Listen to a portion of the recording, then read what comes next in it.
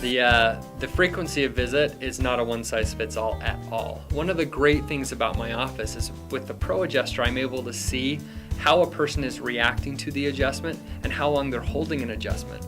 I've got some people that because the stresses in their lives and so many things going on, they need to come in every single week or they can't hold the adjustment longer. I've got others that can hold it for up to 3 months without having to come in. So it really depends on you and your lifestyle.